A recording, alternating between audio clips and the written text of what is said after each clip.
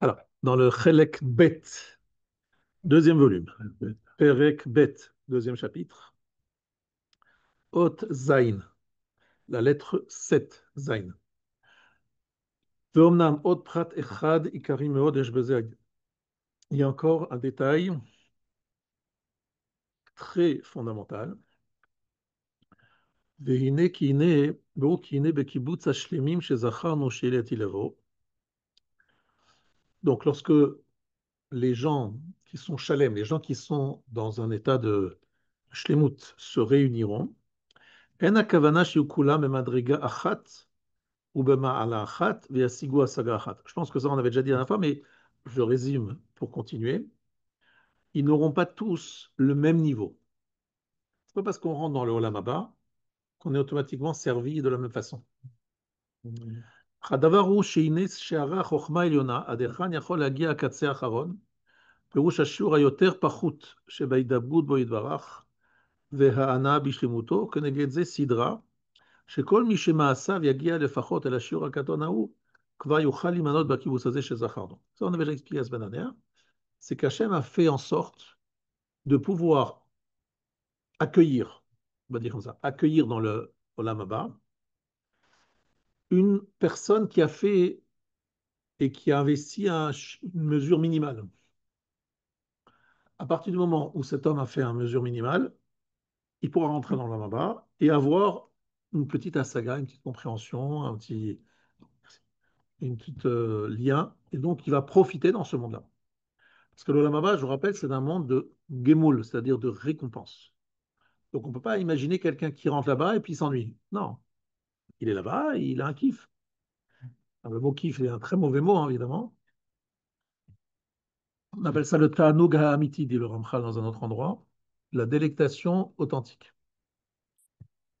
Mais il est évident qu'on ne peut pas donner la même récompense à quelqu'un qui donne sa vie à la Torah, en mitzvot, au maasim tovim, bimsirut nefesh, et quelqu'un qui fait autre chose, ne fait pas de la même façon.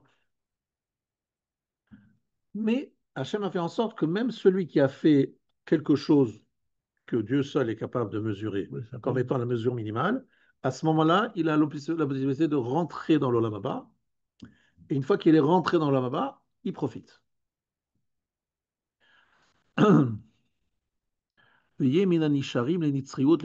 que là, c'est très important. Rentrer dans l'Olam Haba, c'est rentrer dans l'éternité. C'est pas juste un petit plus, machin. C'est tout simplement. Olam Haba, c'est un lieu de Mechila, Mechila. On se reconnaît. Mechila, Mechila, Mechila. C'est un lieu dans lequel il y a la Nitzriut, c'est-à-dire un lieu où il y a l'éternité. C'est-à-dire c'est un lieu dans lequel le mot lieu ne veut rien dire, puisqu'il n'y a ni lieu, ni temps. C'est ni espace-temps, ni espace tout court. Il faut bien savoir. C'est un lieu qui est en fait pas du tout imaginable et perceptible par un être humain d'aujourd'hui. Mais dans ce lieu qui n'est pas un lieu, dans ce temps qui n'est pas un temps, il y a ce qu'on appelle la nitzriout, la notion d'éternité. Et donc, dans ce lieu, il n'y a que ta'anoug. Il n'y a que des tzadikim, mais il n'y a pas toujours le même niveau de tzadikim. Il y a des tzadikim petit niveau, et des tzadikim moyen niveau, tzadikim haut niveau. En fonction des efforts qu'il a fait sur terre, il sera récompensé d'une façon ou d'une autre. Le problème qu'il y a, c'est celui qui n'a pas la mesure minimale, il est repoussé et il disparaîtra jamais. C'est pas qu'on lui donnera un petit strapontin, un petit lieu de. C'est catastrophique. Ça veut dire que le bonhomme, qui n'aura pas la possibilité de rentrer dans le Lamaba, même la mesure minimale, il sera entièrement repoussé, c'est-à-dire il disparaîtra à tout jamais. Et c'est un énorme échec. C'est l'échec de notre existence, d'être repoussé.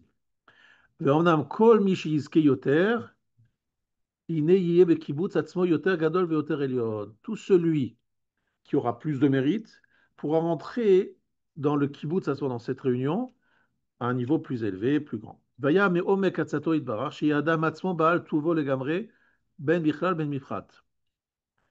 Donc, attention, ça c'est quelque chose d'un petit peu nouveau qu'on n'avait pas dit la dernière fois. Mais Omek Atsato, Hachem, il était donc dans la profondeur de son idée. que l'homme soit lui-même maître de son bien-être. Ben Bichlal, Ben Bifrat. Je m'explique. Si vous êtes employé dans une entreprise, prends l'exemple de Atos, tout à fait au hasard, et donc vous avez à la fin du mois une paye, 20 000 euros par mois, évidemment, minimum. Donc lorsque vous recevez les 20 000 euros, c'est pour vous récompenser pour un travail qui est quoi? C'est d'avoir tapé sur un ordinateur, d'avoir pris des rendez-vous, mais on est bien d'accord que la récompense, c'est pour vous motiver, c'est pour vous aider à vivre et vous nourrir votre famille. Mais ça n'a rien à voir avec le travail que vous avez fait. Vous avez fait un travail X et vous recevez 20 000 euros. C'est une façon de payer un travail que vous avez fait. Mais on est bien d'accord que ce n'est pas vous, lorsque vous les 20 000 euros, vous ne les avez pas produits, vous ne les avez pas imprimés. Par contre, dans le Olam Haemet, qui est le Olam Haba, c'est la mitzvah elle-même que j'ai créée, par mon effort, etc., qui va être la source de mon bien-être. Sauf qu'Akadosh Baruch Hu va l'organiser d'une certaine façon, qu'on a du mal à comprendre, mais qui va transformer ce moment où je fais une mitzvah en quelque chose qui apporte un profit, un bien-être. Ça, c'est important de comprendre. Ça, c'est les mots qu'il dit. Sheyehe Adam Atzmo Baal Tuvo Legamre. Que l'homme lui-même soit littéralement le maître, le propriétaire de son bien-être. Ben Bichlal, Ben Bifrat. Que ce soit au niveau du klal ou que ce soit au niveau du prat. Perouche. Ça, il va expliquer ce que ça veut dire, Ben Bichlal, Ben Bifrat. Shelo dai shelo yiske lato velo achar sheyisigo bamalo. Et afilu prat achelek sheyutan lo, lo ilel kfi maasa vedikduk. Très important ce qu'il dit. C'est pas seulement au niveau général, mais au niveau du détail. Ça veut dire, je vous raconte une petite histoire, peut-être que ça va peut-être vous marquer plus. Il y a, il y avait il y avait la femme du Gaon de Vilna avec une amie à elle qui avait l'habitude de ramasser des dons. Ouais, imaginez la femme du Gadolador qui l'a et qui fait la porte à porte pour aider des personnes en difficulté. Et si je me rappelle bien, après la mort de l'une des deux, c'était la femme du Gaon de Vilna ou sa copine, elle est revenue sur Terre, enfin revenue sur Terre, elle est apparue en rêve et elle a dit à sa copine, tu sais, dans le monde là-haut, chaque chose est marquée. Ça veut dire, une fois on était dans la rue et on a fait un signe comme ça à quelqu'un qui était en face, qu'on voulait le solliciter, mais finalement, il n'a pas vu ou il ne voulait pas. En tout cas, c'est juste on a fait un signe de la main comme ça pour attirer son attention, mais ça a donné absolument rien. Il n'y a eu aucune conséquence. Il dit, Bachamaim, même le fait d'avoir levé la main, a été marqué pour l'éternité et on reçoit sur ce détail-là son salaire. Ça veut dire qu'on ne regarde, on ne dit pas, bon, tu as fait tzedaka, bon, on fait un genre, une cote mal taillée de ce que ça représente comme salaire.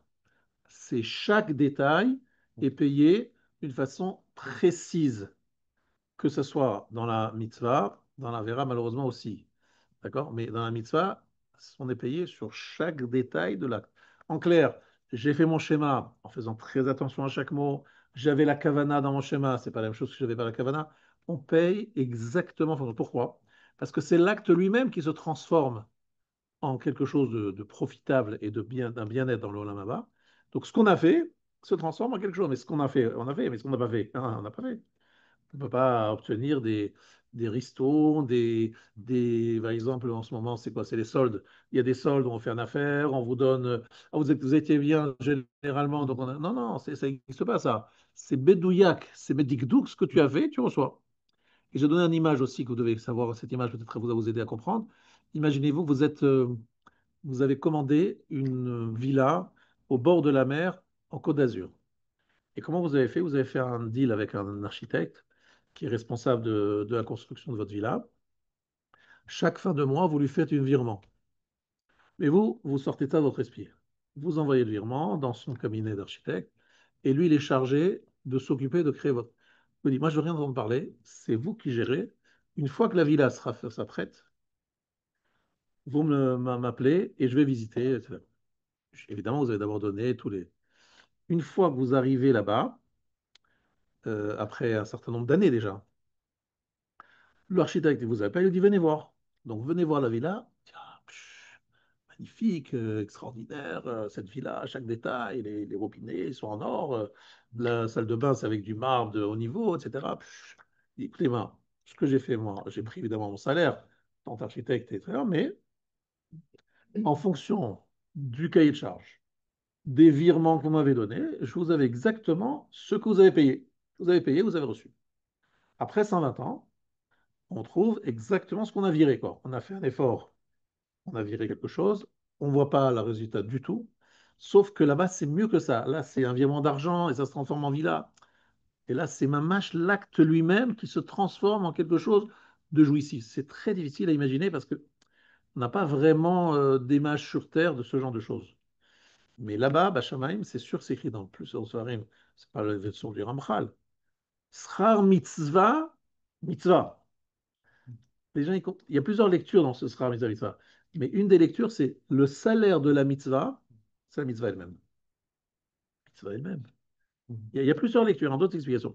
Mais le Srar mitzvah, mitzvah, ça veut dire que la mitzvah elle-même et le sachar apportent un bien-être et un salaire, la mitzvah elle-même. C'est incroyable. Que la mitzvah elle-même soit elle-même jouissive dans la présentation du monde futur. D'accord?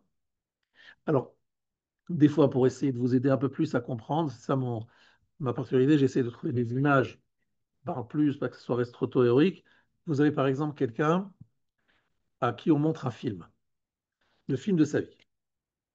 Donc, il se retrouve, il est là, on est en plein été, c'est l'heure où beaucoup de gens, on va dire, vont en vacances, font autre chose. Et on a décidé, on va écouter un shiur du Ramchal en plein mois de juillet, ce qui est après le 14 juillet, donc on est vraiment dans les arrêts de jeu, etc. Et on vient écouter. Bachamaim, ça veut dire quoi? Donc ça veut dire quoi? Ça veut dire qu'on refait le film de notre vie après 120 ans et on revit ce moment de Torah. Voilà.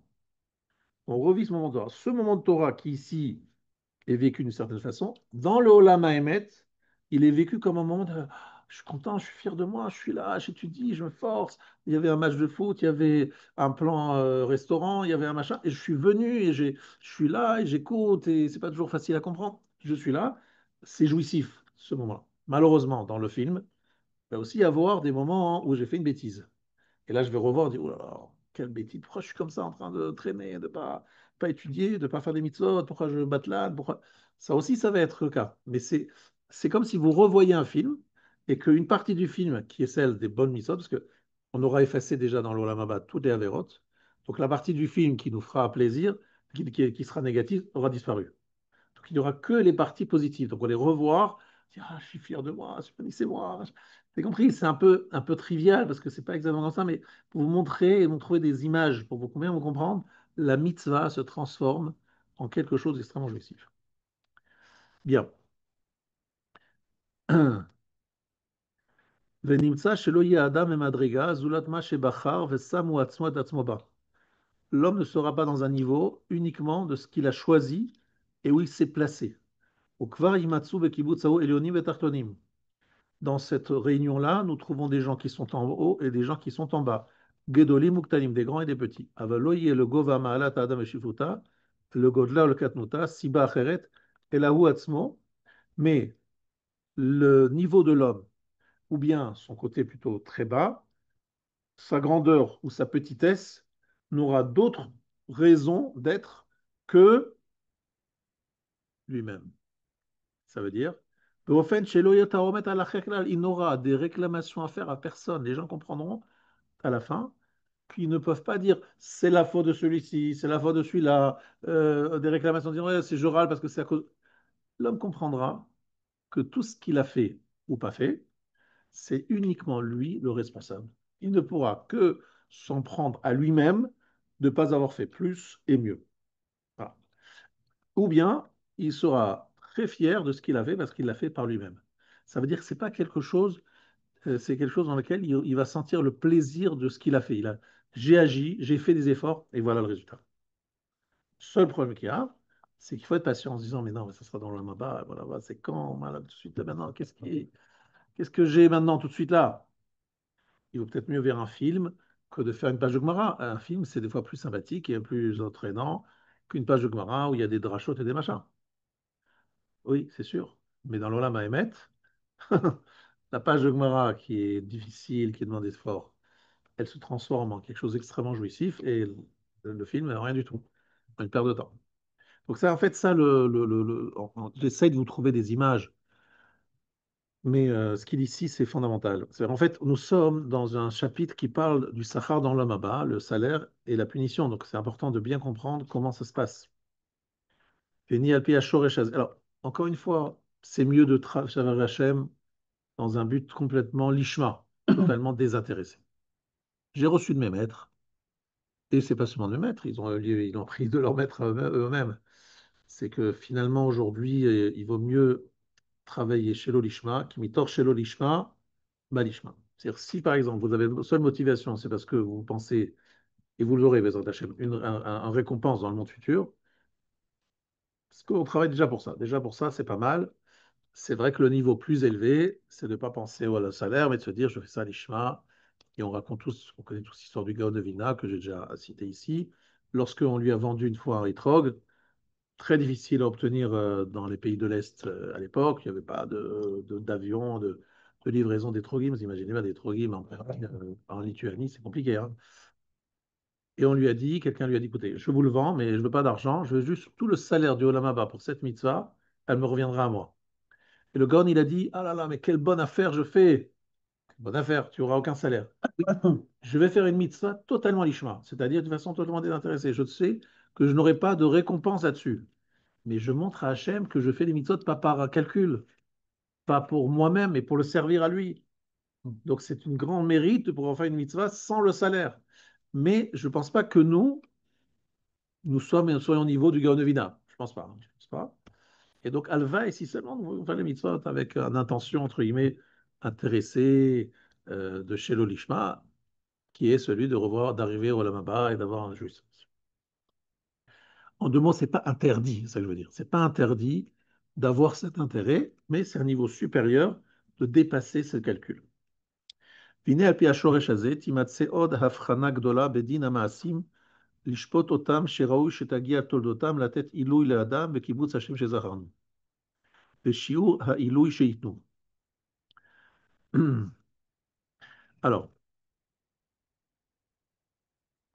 ici, il faut bien comprendre qu'il y a dans les actes que nous accomplissons, l'ishpototam, il faut donc, Hachem va juger ces actes, donc les actes positifs. Euh, Akadosh Baruch Hu va dire, ah, ça c'est un acte qui te prépare au Lamaba. Ça c'est. Par contre, Kvar Matsuma Asim, il va trouver des actes. Chez Kefi Amishpat Elion Amegudak Vayashar, Lo Yagiu la tête Adam Ilui Lazmanahu, Ela Yigmulu Baolam Azeh, ואז יישאר אותו אדם משפלי הנצחיים, מקטני הקיבוץ ההוא. Alors, euh, effectivement, il y a des gens qui n'auront pas le mérite d'avoir un salaire, une récompense qui est de nature à les amener dans l'Olam Haba et à leur donner une jouissance dans l'Olam Haba. Parce que ce qu'ils vont recevoir, c'est une récompense dans ce monde-ci. Parce qu'Hachem leur dit, vous voulez... En fait, c'est l'histoire que j'avais racontée avec le Rav Issachar Meir et le Rav et le Baba Salé. Le Baba Salé dit à Issachar Meir, ma femme, elle a mis en place une nouvelle maison, moi, elle est trop belle. Elle est magnifique, cette maison.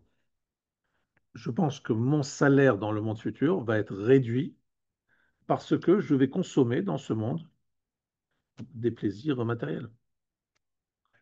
Et que quelque part, je vais être privé de certains salaires dans le Maba à cause du kiff que je me suis permis ici. Ça, c'était le sujet, la préoccupation du Rav. Il a peur que certaines mitzvot lui soient payées ici-bas, dans les plaisirs qu'il va avoir, alors que lui préfère qu'on lui réserve le salaire de ces mitzvot dans le monde futur. Parce que c'est un bon businessman, entre guillemets. Il se dit, bon, avoir l'éternité ou avoir un petit moment de plaisir dans ce monde, il n'y a pas photo, quoi. Et c'est ça qui est très dérangeant et qui est le vrai sujet de Rosh Hashanah, que j'ai reçu de Raphaël Schneider, qui a ressorti le Raphaël, j'ai entendu sa bouche, etc. et j'ai revu dans son livre, c'est que le din de Rosh Hashanah, c'est de nous mettre dans quelle catégorie on est. Si notre ambition, c'est Olam Haba, Rouhaniout, ce machin, alors Hachem dit, ah, tu veux vraiment Olam Haba? Tu veux pas que je te donne ici le salaire des mitzvot, hein, tu veux pas du tout.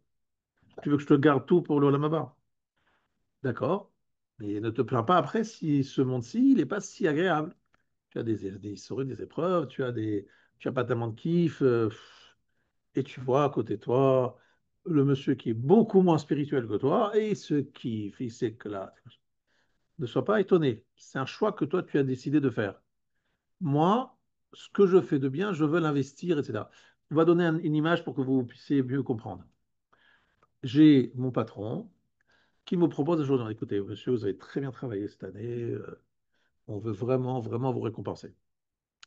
Alors, nous donnons deux options. Première option, votre voiture de fonction, au lieu que ce soit une Twingo, on va vous offrir une Mercedes classe S. Chauffeur, pour vous récompenser et vous montrer qu'on apprécie beaucoup votre travail. Première option. Deuxième option, on vous redonne des actions de notre société. Notre société, grâce à Dieu, fonctionne. Vous allez gagner des codes, machin, et vous allez pouvoir mettre de côté beaucoup d'argent. Qu'est-ce que vous préférez? Alors, soit le kiff tout de suite, parce que ou sinon l'argent, je ne la vois pas. Elle est placée et on me dit qu'il y a toutes les chances, parce qu'on me garantit que j'aurai des pourcentages, etc. Qu'est-ce que je préfère? Bah, un homme avisé dit, bon, écoutez, franchement, la classe S, machin, c'est une chose, le chauffeur, mais franchement, je peux m'en passer. Je préfère avoir mon patrimoine qui grandit, qui me donne beaucoup plus de sécurité pour mon retraite, pour donner à mes enfants, etc. Je préfère, entre guillemets, capitaliser que dépenser. Donc, on va au tzaddik. Monsieur le tzaddik, voulez-vous qu'on vous donne sur Terre des récompenses, des biens, ou voulez-vous qu'on capitalise pour le monde futur? La réponse du tzaddik, c'est non, je préfère capitaliser. Ça reste pour l'éternité. C'est beaucoup plus jouissif, le Olam Haba, que ce monde-ci. Ce monde-ci, c'est un monde éphémère. On reste quoi, combien d'années? Quelques années, et puis on s'en va. Petite référence, on s'en va. Quelques jours, quelques années. Vous comprenez? Donc c'est ça la question qui est posée à Yom Kippour. De qui fais-tu partie? Des tzadikim ou des rechaïm? Si tu fais partie des tzadikim, on va entre guillemets, te donner un statut tzadik avec des conséquences. Peut-être une vie moins belle, une année moins sympathique, mais plus de capitalisation dans le Baba. Si tu as un statut de rachat, on te dit, ah, toi, ce qui t'intéresse, le kiff dans ce monde, on va te donner. Donc le rachat, il va sortir de l'année, il dit, oula, mais quelle année j'ai passé? J'ai gagné plein d'argent, j'ai acheté des nouvelles voitures, j'ai acheté une villa, mais c'est une année de folie. J'ai gagné une année de folie. À Rosh Hashanah, Hachem, il m'a béni. Et le rachat, il dit, le sadique, il dit, oh là là, cette année, j'ai eu des épreuves, des problèmes, etc. Est-ce qui a raison? Eh bien, c'est exactement l'inverse. Le tzaddik, il a gagné beaucoup de capitalisation cette année dans l'Olam Haba, et le rachat, il a mangé une grande partie de ses mitzvot qu'il avait faites. Donc, qui a été gagnant?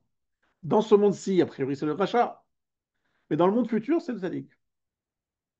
Et c'est ça tout le problème, c'est qu'il faut se projeter dans un monde qu'on ne connaît pas et se dire que là-bas, ça rapportera beaucoup, même si ici, je suis perdant, mais c'est plus tard.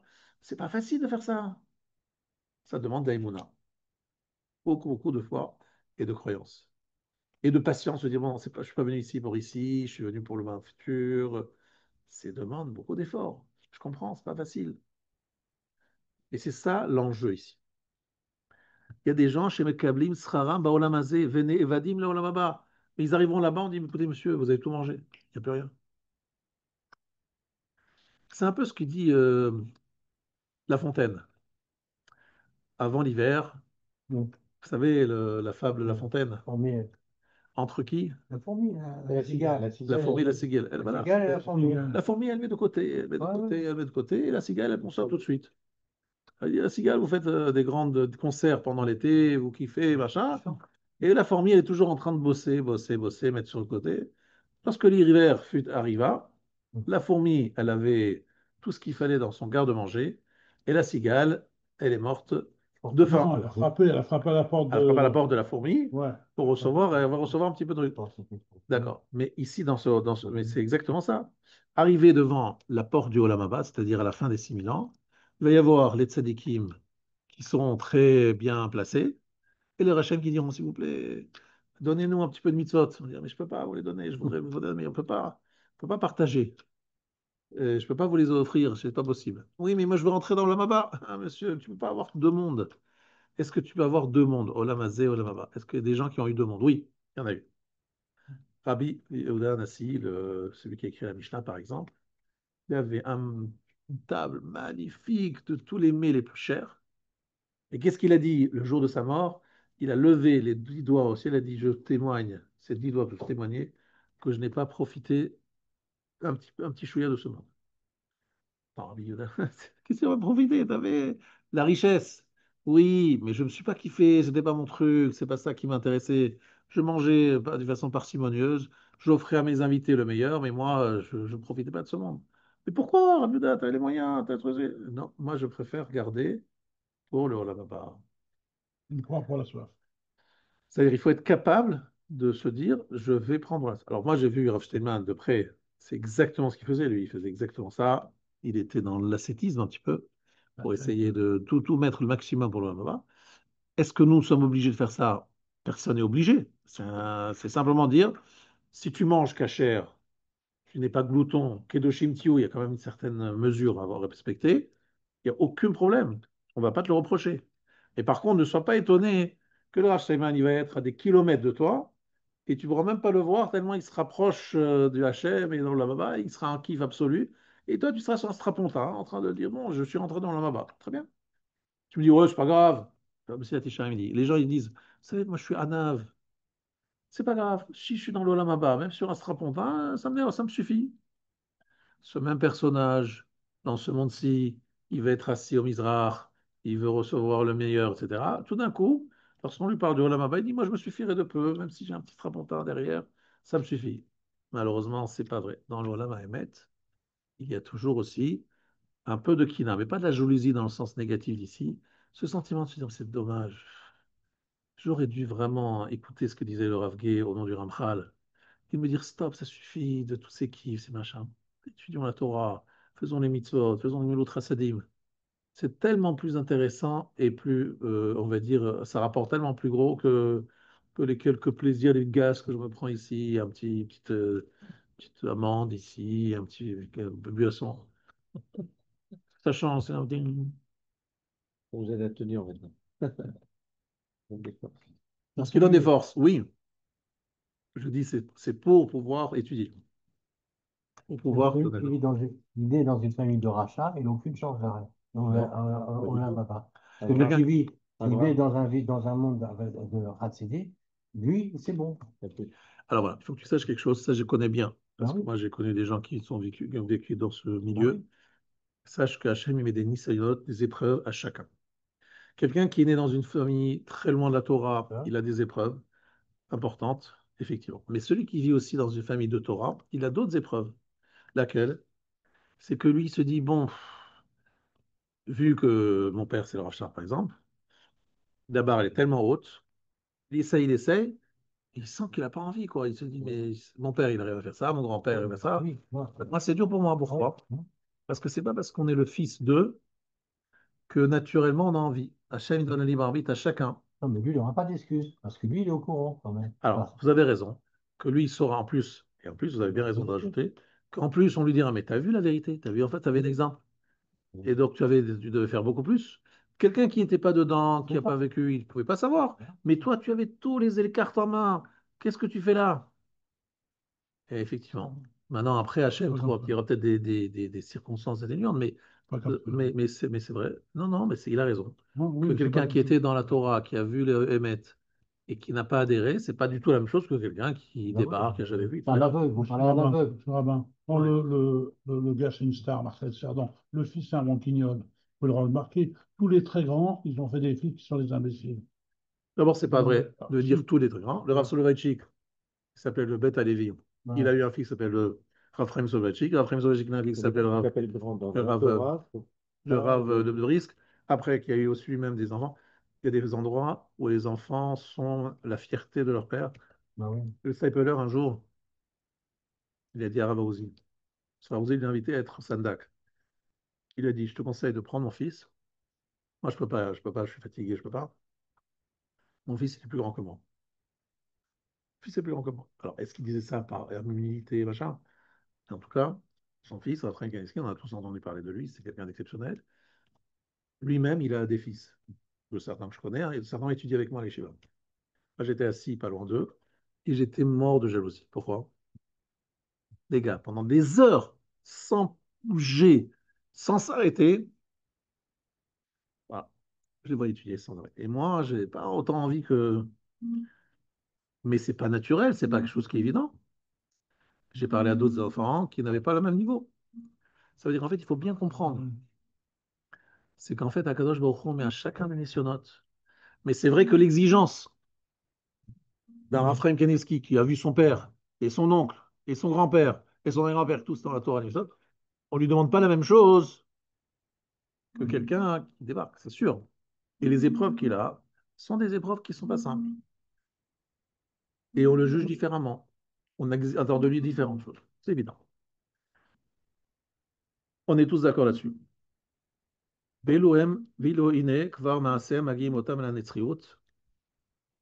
Alors, une seconde.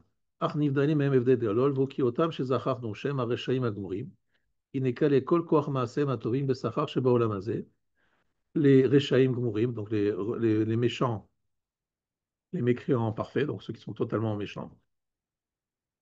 Inekale Kol Koach Maaseh Matovim, ils terminent, ils consomment, on va dire comme ça, ils consument même toutes les bonnes actions par le salaire dans ce monde-ci. Ve'ena Magim El Hanitzrut Klal, ils n'arrivent pas du tout vers l'éternité. Ve'elu Inekvar Maasehem Magim Otam El Hanitzrut, Afilu Sheitzarech Lahem Tziruf Nafshi Ira Meod. Donc, ceux dont les actions les amènent vers l'éternité, même s'ils ont besoin du nettoyage, j'appelle ça en français nettoyage, alors que lui il parle de tsirouf, on a expliqué que c'était un peu comme dans les métaux qu'on faisait cuire très fort pour enlever les scories qu'il y a dans les métaux. Donc on liquéfie le métal pour pouvoir faire un tri. Ils ont besoin d'un tsirouf nafshi iramod, de très fortes épreuves. Raffiné, exactement. Le mot, c'est raffiné, comme tu dis. Mais c'est vrai que ça coûte cher, mais ça vaut la peine, parce que grâce à ça, ils peuvent rentrer dans le Olam Haba, qui est quelque chose d'éternel. Et là, chez Bibne Kilkul Maasehem, mais à cause de leurs actions qui étaient abîmées, En mitzvotehem magiot, et la tête lem sham oto achelek aktan shamarnu. Leur mitzvot ne peut leur donner que là-bas que un peu de la part que nous avons dit. Une grande part de leur mérite, ils le reçoivent dans ce monde-ci.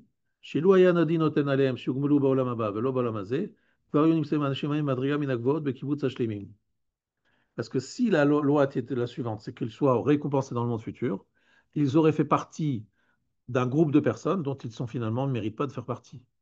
Ça veut dire qu'Akadosh Baruch Hu va faire en sorte de payer aux Rechaïm dans ce monde pour les empêcher d'accéder dans le Olam Haba, parce que dans le Olam Haba, on veut que des personnes qui sont des gens shlemim. Alors, ils n'ont pas tous le même niveau, mais si tu n'es pas propre, tu ne rentres pas dans le Olam Haba.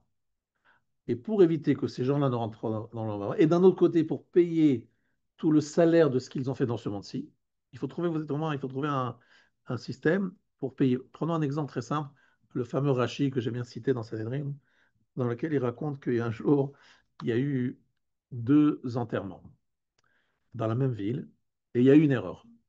On s'est trompé de cercueil. Là, il y avait un tzaddik qui est mort, un tzaddik, un Khatamit Racham, et l'autre, c'était un pauvre type. Voilà. Un pauvre type. Voilà. Ils se sont trompés de cercueil, et la foule a dit des louanges. Elle a accompagné le cercueil du pauvre type, pensant que c'était le tzaddik. Et le tzaddik n'avait pratiquement pas minyan. Les gens, bon, ils regardaient en rigolant. Bon, ils disaient, c'est le type, celui-là. Alors, pourquoi c'est comme ça? Parce qu'en fait, le rachat, il est resté encore des mitzvot à lui payer. Or, attention, et ça je vous le dis, c'est important que vous sachiez, au moment de l'enterrement, les morts entendent et voient tout ce qui se passe. Et ça fait partie du salaire dans ce monde-ci, vous entendez? Ce qui se passe pendant l'enterrement, les louanges que l'on fait, le nombre de personnes qu'il y a, il se dit, ah, je suis quelqu'un de bien, il est content, il se dit, ah, ça s'appelle le salaire dans ce monde-ci. Donc il fallait payer encore au rachat quelques mitzvot pour on lui ait tout payé. Et il a eu droit à un enterrement. Maintenant, lui, il savait très bien qu'on se trompait, qu'on pensait que c'est une erreur. Mais il kiffait quand même. Il dit, ah, on est à côté de mon corps, on dit du bien de moi. Même il savait que c'était faux. Mais il kiffait quand même. Il y a du monde, on dit du bien de moi. Il s'est pris le salaire dans ce monde-ci. Une fois qu'il a été enterré, il arrive devant le trône céleste. Hachem lui dit, monsieur, on t'a payé toutes les mitzvot que tu as faites. Tu vas au Gehinam, mais c'est pas sûr que tu auras droit au Olam Haba.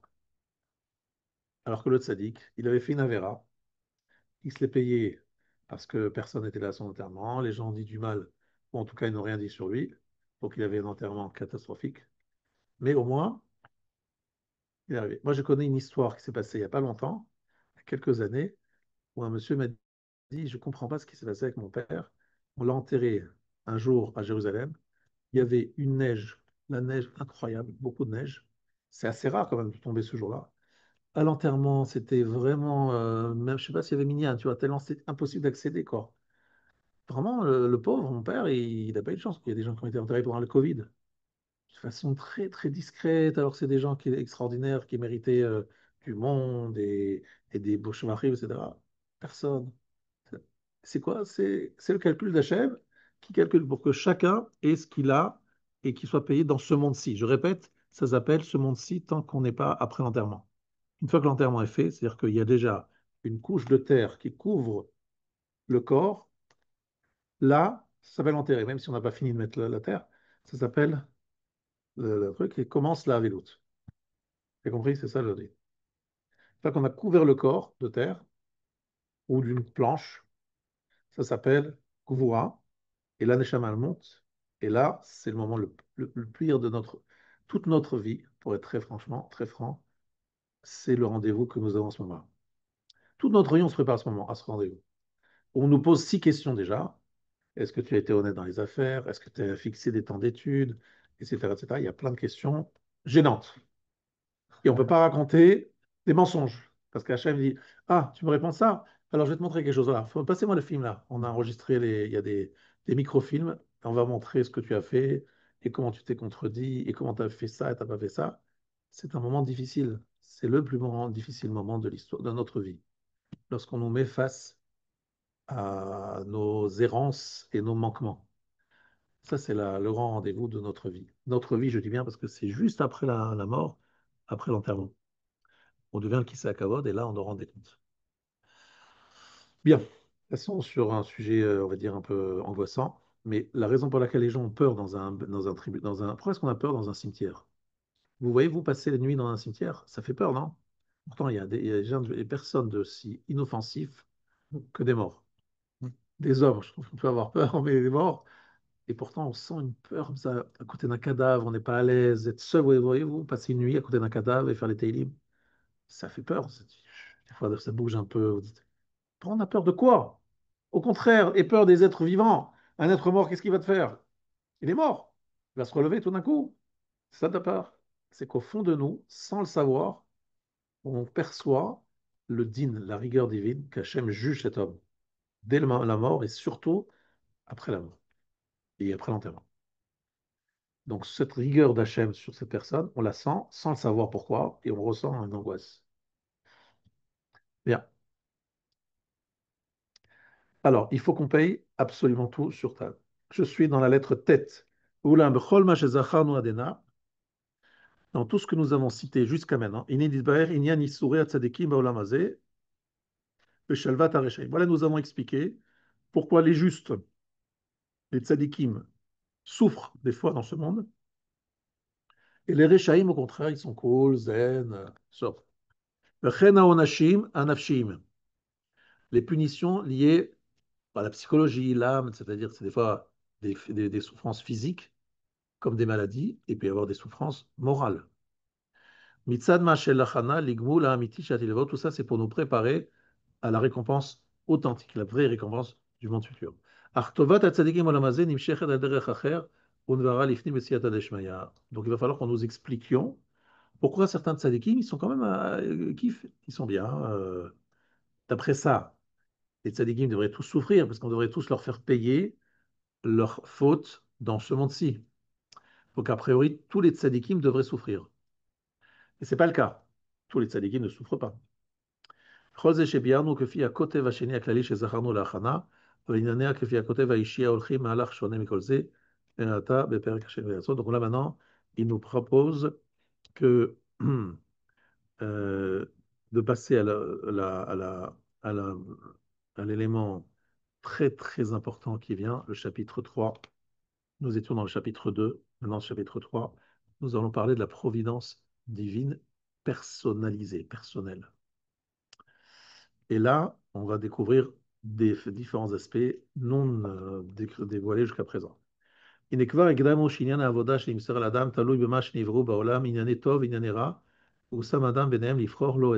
on sait très bien que le travail de l'homme, c'est de faire le choix entre le bien et le mal, c'est-à-dire qu'il a le libre arbitre. Les détails du bien sont nombreux, les détails des avérotes sont nombreux aussi. Alors là, il parle des midot, traits de caractère. Derech mashal, hagava, minyanera, l'orgueil, c'est quelque chose de mal. Anava, l'humilité, c'est quelque chose de bien. Arachmanut, la miséricorde, l'empathie, c'est bien. Efrar zariut, la cruauté, évidemment, c'est le contraire. Aïstapku de la simcha bechelko, se suffire de ce qu'on a et être joyeux de ce qu'on a, de se contenter de son sort, c'est bien. Efra binyanera, le contraire. Kol shar pratamidot. Rien de particulier jusque-là. Ineshara chokma eliona, kol pratainen mize amin ajeroyim lipatse, velipol efshorotam, bechok haenoshiut, לפי התכלית העיקרי שזכרנו במקומו, והמציא אותם בכל בחינותיהם, סיבותיהם וזבותיהם, בכל המתלוויהם, וחקק אפשרותם באדם. Alors, Akadosh Baruch Hu. Premièrement, nous devons croire tous que Akadosh Baruch Hu a adapté le monde dans lequel nous sommes, avec ses épreuves, en fonction de la nature humaine. Donc, ça veut dire que tout ce qui nous arrive dans ce monde, je parle maintenant au niveau de l'individu, je ne parle plus maintenant au niveau du peuple juif, elle est calculée pour mettre l'homme en orbite, en préparation extraordinaire sur son entrée dans le Olam Haba. Tout est prévu pour ça. Kadosh Baruch Hu, ce qu'il veut, c'est nous faire le meilleur pour nous. Donc, comme il veut le meilleur pour nous, donc son but, c'est de nous faire entrer dans le Olam Haba. Et il a tout inventé, tout calculé en fonction de ce but-là. Parce que les gens, souvent, ils font l'erreur de ne pas avoir bien clarifié le but ultime de leur vie. C'est quoi le but ultime d'un juif? Rentrer dans le Olam Haba. C'est tout. C'est tout le but, c'est ça. Pour pouvoir rentrer dans le Olam Haba, il faut être propre, donc enlever toutes les avérotes, les mauvaises midotes. Et deuxièmement, avoir des belles mitzvot bien faites pour pouvoir jouir là-bas et créer le lien avec Hachem. C'est aussi simple que ça. Ça se résume en quelque chose. On a le libre arbitre et chaque fois qu'on fait un mauvais choix, hop, on se prend une avéra de plus. Et donc, une sorte d'écran. Mais Hachem a évalué en fonction de chacun et dans chaque sujet. Alors c'est là que commence à être très intéressant. On a tous des midotes différentes. Il y a des gens qui sont très naturellement généreux, d'autres qui sont naturellement avares. Il y a des gens qui sont très naturellement humbles, d'autres qui sont très orgueilleux. Arrogants, c'est leur nature. Bon. אמנם שימצאו כל העניינים, הוצרכו מצבים שונים בבני אדם, שכולם יהיו ניסיון להם במה שייתנו מקום לכל פרטי בחינות הרע האלה, ומקום לאדם להתחזק כנגדם ולתפוס בטובות. Alors, vous avez la traduction en français, donc je considère que je ne suis pas obligé de traduire mot à mot, mais qu'est-ce que ici le Rav va nous dire? Eh bien, ça ne va pas se comprendre si on ne donne pas tout de suite l'exemple, parce qu'il donne un principe, et juste après, il dit Derech Machal. Je vais vous donner une un exemple, mais à travers ce qu'on appelle une parabole. Imlo ayu ashirim va'anim. Pourquoi est-ce qu'il y a des pauvres? Hachem, il est bon ou il n'est pas bon? Il est bon. Pourquoi est-ce qu'il y a des gens très pauvres? C'est pas normal. Il y a une question qui est posée d'ailleurs dans des Midrashim, la Gemara. Comment Hachem crée des pauvres? Exactement. Lo hayamakom sheyada merachem velo arzari. S'il n'y avait pas l'existence de la pauvreté, il n'y aurait pas cette libre arbitre, ce choix que nous avons d'être soit cruel, soit généreux. Donc on a besoin des pauvres. Grâce à eux, on peut donner la tzedaka. Le riche sera mis à l'épreuve dans sa richesse. Imitarzer al-Hani, atzarichlo, ou imerachem alav. Tu es riche, tu as une épreuve. Est-ce que tu prends pitié du pauvre ou tu t'en fous, tu es cruel? Le pauvre sera aussi mis à l'épreuve. Imistapek bemuat, chez Beyado, s'il suffit de ce qu'il a peu, et il a peu, Beyodé les locav, il remercie Hachem ou le FR. Comment il prend cette pauvreté, le pauvre? Comment il la vit? S'il est tout le temps en train de râler en disant mais pourquoi Hachem, tu m'as mis pauvre, pourquoi je suis pas riche? Ou bien, il va dire merci Hachem de ce que tu m'as donné. J'ai la santé, j'ai une femme, des enfants. Ah, c'est très dur, je vis très très durement. Mais merci Hachem pour tout ce que tu me donnes. J'ai pas besoin de plus. Oui. Ça veut dire quoi? Hachem, il veut mettre l'homme dans une situation où toutes ses potentialités, comprenez bien ce que je vous dis maintenant, toutes ces potentialités de midot puissent avoir une expression. Ça veut dire que si on n'avait pas des sollicitations sans arrêt pour donner aux pauvres, on n'aurait pas l'occasion tellement de montrer notre générosité et de combattre notre indifférence. Donc Hachem met des situations dans le monde, donc c'est comme ça qu'il faut regarder le monde. Toutes les situations que vous voyez, c'est en fait calculé par Hachem comme une ashgacha pratique pour nous mettre chacun d'entre nous dans une situation. Soit il est riche, soit il est pauvre. S'il est riche, son épreuve, c'est de donner aux pauvres. En plus, aujourd'hui, comme on a des moyens technologiques très puissants, on est sollicité sans arrêt, alors qu'avant, il fallait quand même voyager pour faire une sollicitation. Aujourd'hui, vous êtes sollicité sans arrêt. Et je dis souvent d'ailleurs aux gens de réaliser qu'aujourd'hui, Hachem, il a voulu multiplier le mérite du peuple juif. Qu'est-ce qu'il a fait?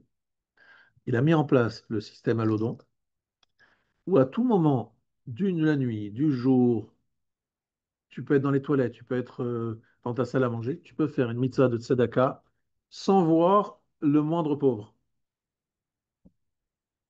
Tu fais un virement sur ton téléphone portable. Tu fais un virement. Qu'est-ce que tu as fait à ce moment-là? Un maaseh tzedaka. Mais à quelle heure tu l'as fait? 3 heures du matin. Ah, j'ai une petite insomnie, j'ai reçu une petite vidéo, j'ai vu une association qui aide beaucoup les pauvres, j'ai vu un cas terrible, et voilà, j'ai fait le virement. Moi, par exemple, je reçois, je ne sais pas si vous avez la même chose, tous les jours une situation dramatique. Donc, un monsieur qui est niftar, trop jeune, et ses enfants, etc. Donc, tout le temps, tout le temps, tout le temps. Bon, il y a un danger là-dedans, hein, c'est que finalement on s'habitue et on zappe. Mais ce qu'on veut dire, c'est qu'Hachem nous donne l'occasion de faire des mitzvot tout le temps, tout le temps, tout le temps, tout le temps, pour peut-être rééquilibrer un manque de mitzvot dans le monde. Mais c'est quand même beau à voir, quoi. C'est quand même une qualité. Bon. Il me donne l'occasion, mais du coup, il y a encore. Enfin, il y a plein d'occasions aussi. Et comme il y en a plein, tous les moments où on va refuser, on va enlever la notif. Est-ce que c'est comme si on avait dit Alors, non à un pauvre qui nous tendait la main, quoi. alors, ça c'est une très bonne question et je réponds une très bonne réponse. La halakha est la suivante. Tu as les psukim dans Parashat Re'eh. Si ton père, ton fils, ton frère te tend la main, lo te'ametz levavecha, n'endurcis pas ton cœur. Naton titenapator tiftach, tu ouvriras ta main. Ça, c'est lorsque la sollicitation est directe. Mais si par exemple quelqu'un va te dire, Johan, tu sais, je connais quelqu'un, il est en difficulté, est-ce que tu veux lui donner? C'est pas la même chose. Parce que c'est pas lui qui te demande directement. Parce que compris, la Torah elle a dit, ne renvoie pas à quelqu'un qui te sollicite, ne l'ignore pas, machin. Ça, c'est le din Torah. Mais si quelqu'un te dit, j'ai une institution qui aide des gens pauvres, il y a un autre truc, tu n'es pas obligé de donner, parce que tu n'as pas les gens en face. Est-ce que c'est une mitzvah donnée? Sans doute oui, si c'est une bonne cause. Oui. Donc tu peux multiplier les mitzvot sans faire de avéro, tu vois.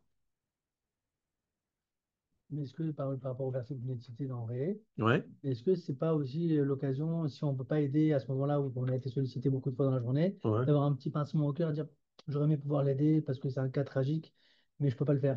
Est-ce que ça ne pas vous dire, ça Ouais. peut vouloir dire ça aussi, ce verset? Oui, non, après, ne pas pouvoir le faire, il faut que tu comprennes que d'après la halakha, tu n'es pas obligé de donner une somme importante. Donc si tu donnes 10 euros, tu es largement au-dessus de Chavé Prouta. Chavé Prouta, c'est 1 euro, même moins qu'1 euro. Donc, donc effectivement, ça veut dire que tu peux pas c'est difficile de dire que chaque fois je peux pas. Non, tu as raison que si tu reçois 20 fois par jour, ça fait finalement 200 euros. Chaque fois tu donnes 10 euros. Et si ça se passe tous les jours, ça va te revenir un peu cher. Mais effectivement, le fait d'avoir un petit placement encore en disant je ne peux pas faire, mais ça me fait la peine, j'aurais voulu faire, etc., c'est aussi un mérite. Maintenant, ce que je veux dire, c'est qu'il faut voir le monde, comme je l'ai dit plusieurs fois dans ce cours et ailleurs, comme une usine à hommes. Je dis toujours aux gens, si vous voyez ce monde comme un 5 étoiles luxe, vous serez très déçus. Vous allez râler tout le temps devant le propriétaire de l'hôtel à Kadosh Baruch. Sauf qu'Hachem dit, je n'ai jamais voulu créer un hôtel de luxe. Ce n'est pas du tout l'idée. Moi, je vous ai donné un monde pour vous préparer à rentrer dans la Maba. Donc c'est un monde où il y a plein d'épreuves, plein de doutes, d'épreuves à surmonter. Et c'est ça pour ça que je l'ai fait. En clair, vous êtes dans un, si on peut comparer à quelque chose, par exemple dans l'armée, vous avez pendant quelques mois des préparatifs pour être un bon soldat. D'accord? On fait des exercices, des fois très difficiles. On porte des charges, on monte, on saute, on monte, on descend. C'est physiquement et moralement très, très pénible. Mais pourquoi? C'est pour t'aguerrir, te donner des réflexes, pour que le jour venu sur le champ de bataille, tu aies les forces, les moyens de te défendre. D'accord? Akadosh Baruch Hu nous dit, dans ce monde, je te donne les éléments qui vont te permettre, dans le Olam Haba, de performer, d'être au top. Donc, je te mets dans des situations, c'est compliqué, tu es souvent fatigué, tu es souvent dérangé au moment où tu dors parce qu'il y a un moustique, une fois il fait trop chaud, une fois il fait trop froid, une fois c'est ton mari qui ronfle ou c'est ta femme qui ronfle, ou bien c'est les enfants qui te réveillent, ou bien c'est des problèmes que tu as, des soucis qui te dérangent, tu arrives le journée, tu es fatigué, Baruch Hashem, tout le temps, tout le temps, tout le temps, des moments d'épreuves difficiles, machin, etc. Je dis, mais où je suis tombé ici? Qu'est-ce qu'il me veut Hachem? L'homme Hachem qui est le Dieu de bonté, Tov, Métiv. Mais Akadosh Baruch Hu, il te veut ton bien.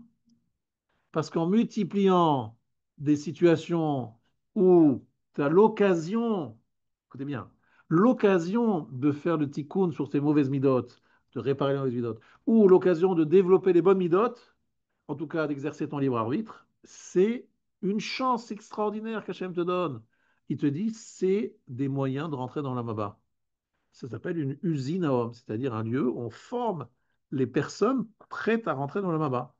Mais tu peux te dire, ça me saoule, j'ai pas envie, je suis fatigué, et chaque fois trouver des excuses, et tu restes toute ta vie à dormir, à te laisser aller, et à prendre du temps, etc. Bon, c'est un choix. Mais si tu fais ce choix-là, ne te pose pas de questions après 120 ans si on te dit, monsieur, franchement, vous n'avez rien compris pourquoi vous êtes venu sur Terre. Vous n'avez pas compris pourquoi vous étiez là. Ici, c'est un monde vraiment, vraiment pénible. Combien de temps on vit? Combien de temps on vit? En bonne santé en plus. Combien de temps on vit en bonne santé? C'est pas si long que ça. Même si on vit 100 ans, c'est énorme. C'est quoi 100 ans sur l'éternité? C'est rien du tout. Donc c'est juste, comme dans le cas, je parlais de l'armée, un moyen de te donner des forces, des, des techniques pour, Ezrat Hachem, un jour, performer. Où ça? Dans l'Olam Haba. Monsieur Hachem, il crée quelqu'un qui, qui est riche et qui croit en lui et qui est bien dans sa peau. Il étudie la Torah, il a fait le pas, moralement, il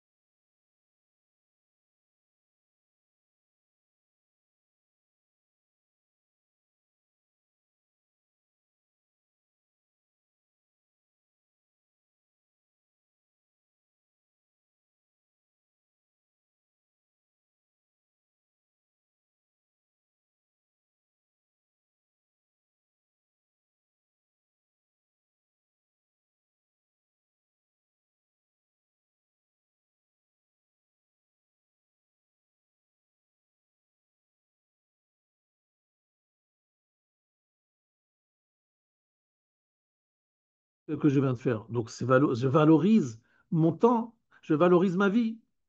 Et si par exemple je suis né dans une famille très riche, je suis rentier. Je suis rentier, tu vois, j'arrive. Je suis né, qu'on appelle ça, avec une cuillère Oui, en or dans la bouche. Il y a énormément de difficultés dans ce genre de famille, de faire sa place et de justifier un peu ce que je suis, quoi. Je suis quoi? C'est quoi mon truc, mon combat, c'est quoi? Alors, il y a des gens qui sont des tzaddikim qui disent, voilà, j'ai de l'argent de côté, j'ai hérité, je vais faire des mitzvot, je vais faire des chassadim, je vais étudier la Torah, je vais faire des belles choses dans ma vie. C'est une option, mais c'est pas facile du tout de se suffire de ça. Il y a beaucoup de gens qui ont besoin de travailler pour dire et se dire de façon immédiate, je suis bon, j'étais bon là. Mais là en quoi t'es bon? T'es un héritier, t'as tout gagné en naissance. Tu es rien, t'es un nul. Tu es juste en train de consommer ce que tes parents et tes grands-parents ont fait. Donc t'es rien, tu as rien fait, tu représentes rien. C'est une grosse épreuve, il faut savoir, c'est une ah épreuve. oui, C'est mhm. une épreuve. Mais surtout aussi, c'est qu'on risque effectivement de tomber dans l'épreuve aussi de ne pas faire d'efforts. Donc moi, je connais des gens qui ont, comme j'ai dit, beaucoup de facilités financières.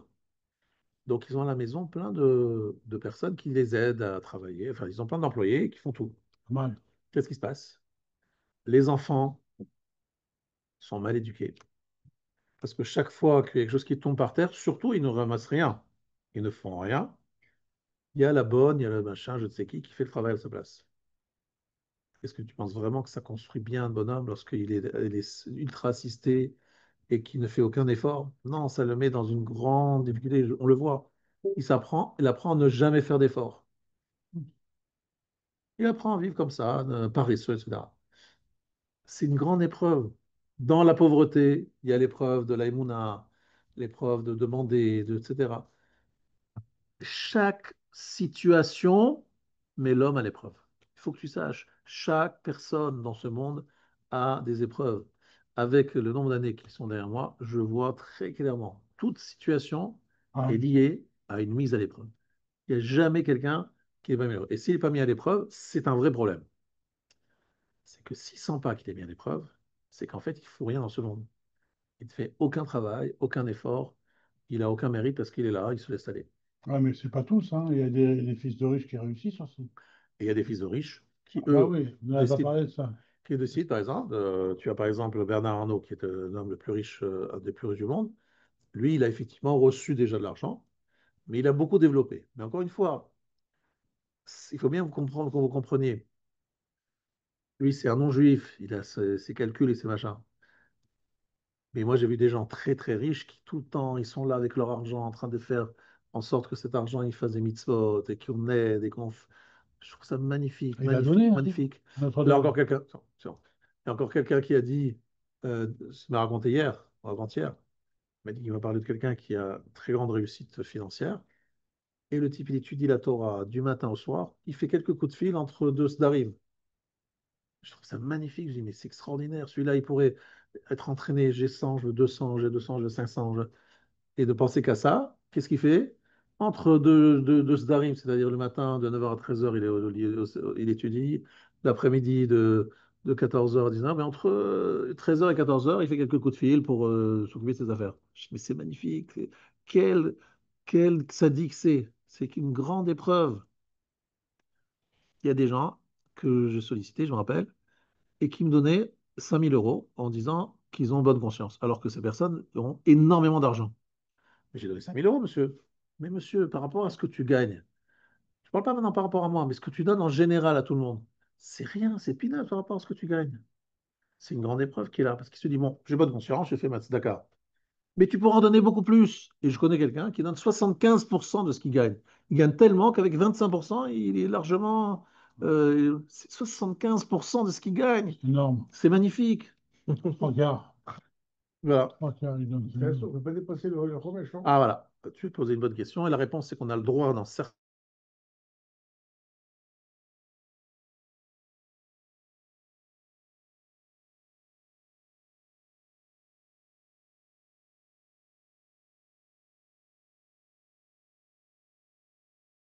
que ça, que 20%. Si ça s'avéra que sur laquelle il doit faire kappa, kippo, je t'explique. Bon, bon, Hachem. Ah là là. Et puis j'ai vu des gens très riches qui donnaient beaucoup et qui ont commencé à perdre. Je me dis, mais ces gens-là, ils doivent avoir une grande isaïe, ils doivent se poser des questions. Je vais vous raconter une histoire. Biquette, il donne 95%. Et écoutez bien cette histoire. Il y a eu une fois, justement, quelqu'un qui était très généreux. Très, très généreux. Ben Torah, il étudiait la Torah, en même temps il faisait les mitzvot, il faisait tout. Un homme parfait. Et qu'est-ce qui s'est passé? Retournement de situation, il a perdu toute sa fortune. Il allait s'installer au Beth Midrash et le Beddin de la ville où il habitait, on dit, bon, on va se réunir, on va réfléchir. Hachem, comment il fait une chose pareille? Ce monsieur, il faisait la tzedaka, il étudiait la Torah, il faisait... bon, mais c'est extraordinaire, pourquoi Hachem, tu le punis comme ça? Et il n'a plus rien, il a tout perdu. Et ils ont décidé, et le Beddin s'est dispersé en disant, on ne sait pas, je ne comprends pas, il faut attendre un peu. Il allait s'installer au Beth Midrash. Bon, lui, il n'avait pas un très bon niveau, il a avancé un peu, mais bon, son fils, il est aussi à au Beth Midrash, parce que et c'est devenu un des Gdolé Israël. C'est le premier rave de Soloveitchik, qu'on appelle le Bet Alevi, Rabbi Yosef Dov Soloveitchik. Et après, le Bédine s'est réuni et dit, on a compris. Hachem a voulu récompenser cet homme. Et il s'est dit, s'il continue à réussir dans ses affaires, qu'est-ce qu'il va faire avec son fils? Il va le mettre dans les affaires. Mais comme Hachem a voulu donner un Gadol Hador, le plus grand maître de la génération, il s'est dit, mais comment je vais pouvoir lui le donner? Il faut que lui, il perde son argent. Comme ça, il va être au Beth Midrash. Donc son fils, il va le mettre au Beth Midrash. Et lorsqu'il aura le sroud de voir son fils qui est un gadolador, il dit, ah, maintenant j'ai compris, c'est ça la récompense qu'Hachem m'a donnée. Il m'a enlevé mon argent pour me donner beaucoup plus que ce que de l'argent, c'est d'avoir un fils qui me fait honneur. Et là, non seulement le fils, le petit-fils, l'arrière-petit-fils, l'arrière-petit-fils, tous sont dans la Torah, dans les mitzvot, d'une façon très très magnifique, qui éclaire toute la génération. Et là, le bénin dit, on a compris, Hachem a voulu le récompenser, et pour le récompenser, il lui a enlevé son argent. C'est pas une récompense. Si, c'est une récompense par rapport à ce qu'il va avoir maintenant. Un fils Gadol Ador, c'est le meilleur investissement qu'on puisse imaginer. Vous savez pourquoi? Parce que l'âme du père, elle est élevée par le fils. Donc, si le fils il étudie la Torah, et qu'en plus c'est Gadol Ador, ben, le père il est au top. Il est au top. Donc bien haut. Tout simple. C'est la plus grande récompense. Mais ça, évidemment, les gens ne le voient pas dans ce monde. Comme ça. C'est un monde shaker, de mensonges. Les vraies vérités ne se voient pas. Et c'est pour ça qu'on a ce chiot, pour essayer d'expliquer qu'est-ce qui se passe vraiment. On a encore quelques minutes parce que finalement, Arlit est bientôt. ונמצא לו כל איש ואיש מבני אדם חלק מיוחד. Alors, excusez-moi, je crois que j'ai sauté quelques lignes. עוד יהיה עושר לעשיר ניסיון. La richesse pour le riche sera une épreuve. L'irot, im yarum bolibo, est-ce qu'il va devenir arrogant? Est-ce qu'il va devenir fier et orgueilleux? Ou im imasher bo achar avle olam, ou bien autre problème, il va être attiré par les plaisirs de ce monde. Ve'ya'azov et avodat boro, il va abandonner le service de son créateur.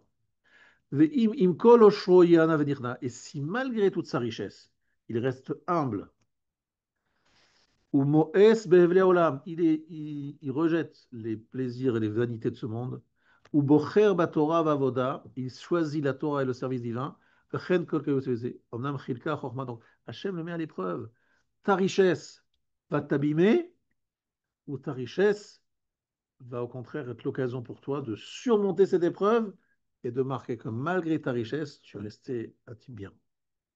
אומנם חילקה חוכמה עליונה את מניין הניסיון האלה בין אישי ובין אנשים, כמו שגזרה בעומק עצתה היותו ראוי ונאות.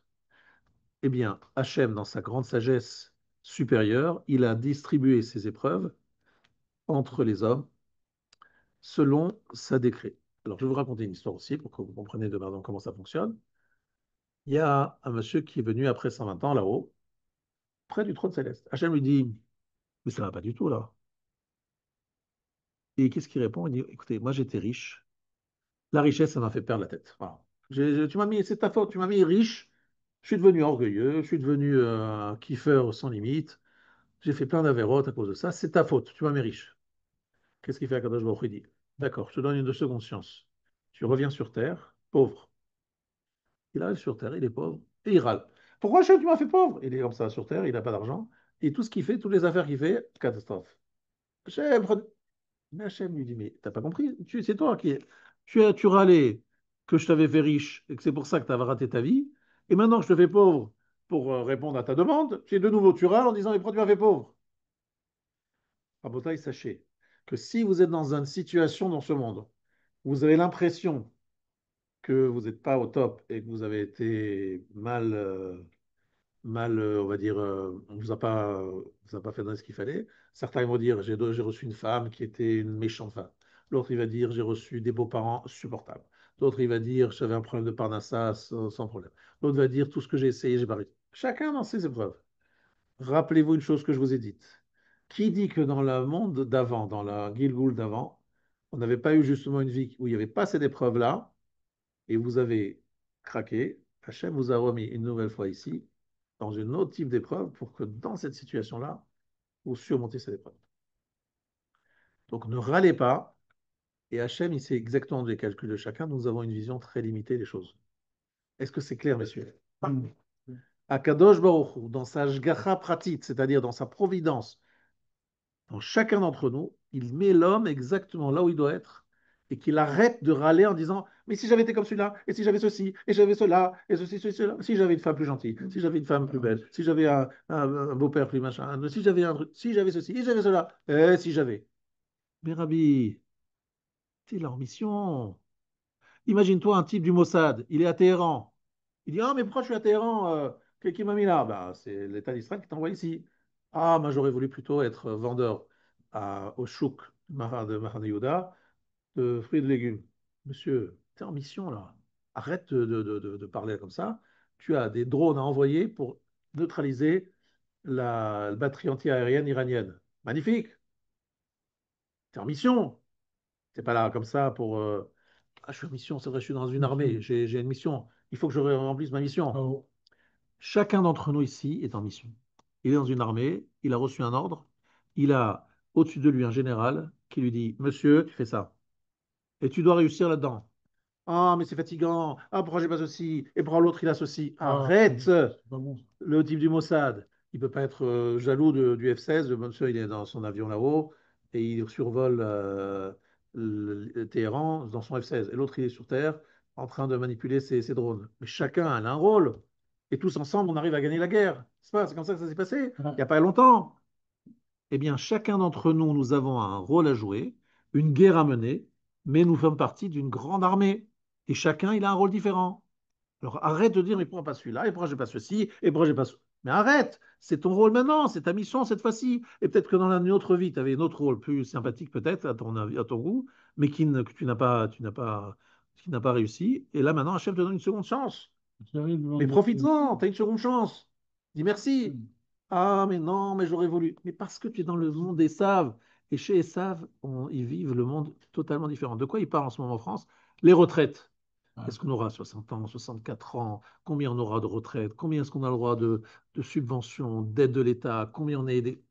On est là en train de demander ah, plus, et donne-moi plus, et donne-moi plus, et Ils ont donne-moi envie plus. de le retirer. Pourquoi? Ouais, on s'en fout. Et ça veut dire que, et ça, son but, c'est d'avoir dans le monde, jusqu'à sa mort, le plus de confort possible. C'est ça le seul sujet. C'est-à-dire, l'idéal d'un homme français en France, c'est de se dire comment je vais vivre le mieux possible en travaillant le moins possible et en pompant le plus possible de l'État.